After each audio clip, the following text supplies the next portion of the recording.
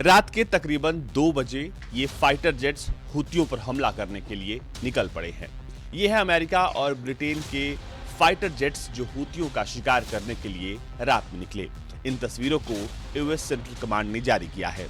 आपको बता दें कि हुतियों के खिलाफ अमेरिका और ब्रिटेन ने मोर्चा खोल दिया है। इसमें उनके साथ नीदरलैंड, ऑस्ट्रेलिया, कनाडा और बहरीन भी है और तमाम देश एक साथ मिलकर अब हुतियों पर हमला कर रहे हैं।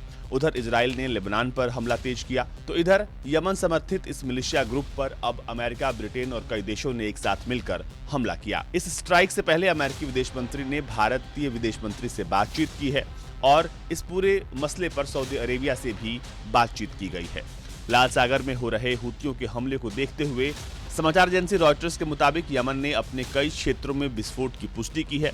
अमेरिकी राष्ट्रपति जो बाइडेन ने गुरुवार देर रात एक बयान में आगाह किया कि अगर जरूरत पड़ी तो वो आगे की कार्रवाई करने में संकोच नहीं करने वाले हैं।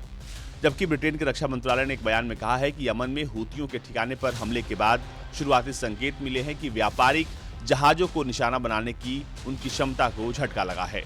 एक हुती अधिकारी ने रॉयटर्स से यमन की राजधानी सना के साथ साथ सादा, धमार शहरों और होदेइदा प्रांत में हमले की पुष्टि की है और इसे अमेरिका, इजराइल, ब्रिटेन की आक्रामकता करार दिया है।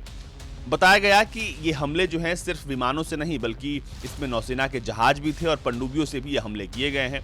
अधिकारी ने बताया है कि 1 दर्जन से अधिक ठिकानों को निशाना बनाया गया और हमलों का उद्देश्य हुती विद्रोहियों की सैन्य क्षमताओं को कमजोर करना था। हुतियों ने लाल सागर में व्यापारिक जहाजों को निशाना बनाने को लेकर कहा था कि उनके हमले गाजा को नियंत्रित करने वाले फिलिस्तीनी इस्लामी समूह हमास के समर्थन में है और अब तमाम देश एक साथ मिलकर उन पर हमला कर रहे हैं।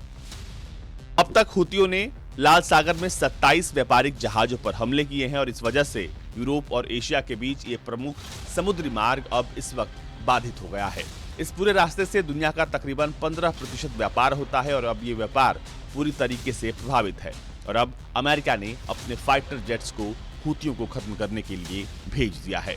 हुतियों के नेता ने इस हमले के बाद कहा है कि अमेरिकी हमले का जवाब दिया जाएगा। हुती विद्रोही समूह जिन्होंने गृहयुद्ध में यमन के अधिकांश हिस्से पर कब्जा कर लिया था, उन्होंने इजराइल से जुड़े या इजरायली बंदरगाहों की ओर जाने वाले जहाजों पर हमला करने की कसम खाई है।